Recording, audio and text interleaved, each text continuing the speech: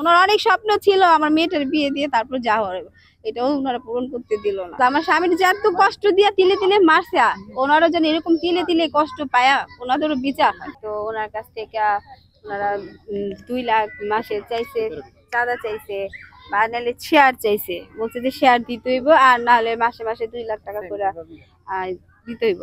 তো এগুলো মানে নাই, এগুলো না অনেকদিন ধরে ঝামেলা চলতেছিল যে এগুলার ওনারে দেওয়ার জন্য।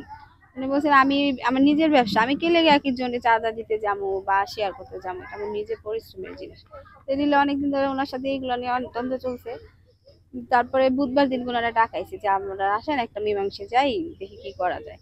তো ওনার বাসা থেকে ফোন দিয়ে নিয়ে এরকম করছে। ওনার প্ল্যান পক্ত করেই ছিল যে উনি যাইবো, যদি ওনার সাথে কথা না বলে তাহলে ওনার উপরে অ্যাটাক করবো, ঠিক আছে, ওটাই হয়েছে। ওনারা নিয়ে উনি দেখছে যে এটা মানতেছে না ওনাদের কথা, তখন করছে কি আমার হাজবেন্ডের পিছন দিয়ে অ্যাটাক করছে।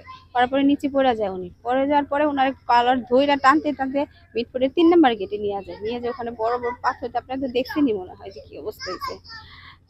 মানুষের যে কিভাবে এরকম করছে, আমি মানে বলতে হয় না, আমার মুখ তো ভাষায় আসতেছে না যে কিরকম করছে, আমি যে কি বলবো, আমারও এখন লাগতেছে না।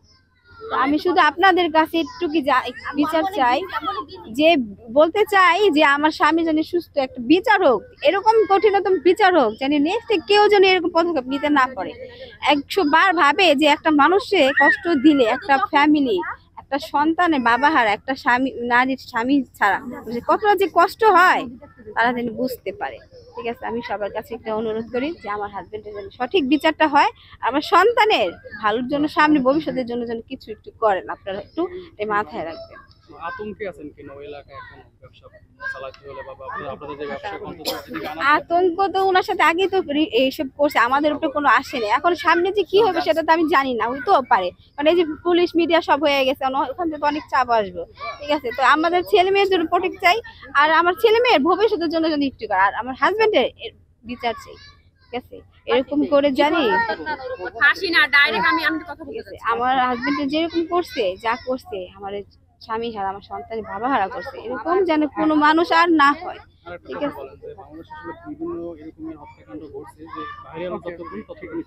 হ্যাঁ চলে না, এসব নিয়ে মাথা কারণ আমি তো এর জন্য কইতাছি যে আর আমার সন্তানের, আমার হাজবেন্ড যখন মারা যায় তখন বলছে যে তোর আমার জানটা দিয়ে আমার সন্তান, আমি ছাড়া কেউ নাই, কারণ আমার সন্তানদের আমি মারা গেলে কেউ চালাইবো না। ঠিক আছে, তখন তারা জানটা ভিক্ষা দেয়নি, আমার স্বামী অনেক খুশি যে আমার জানটা, আমার স্বামীর যত কষ্ট দিয়া তিলে তিলে মারছে, ওনারও যেন এরকম তিলে তিলে কষ্ট পায়া ওনাদেরও বিচার হয়, যেন এরকম শাস্তি পায়, যেন নেক্সট আর কেউ যেন এরকম ক্ষতি না করতে পারে, আমার মতন বিধবা, আমার সন্তানের মতো এতিম কেউ যেন না হয়, এরকম শাস্তি ওকে চাই আমি।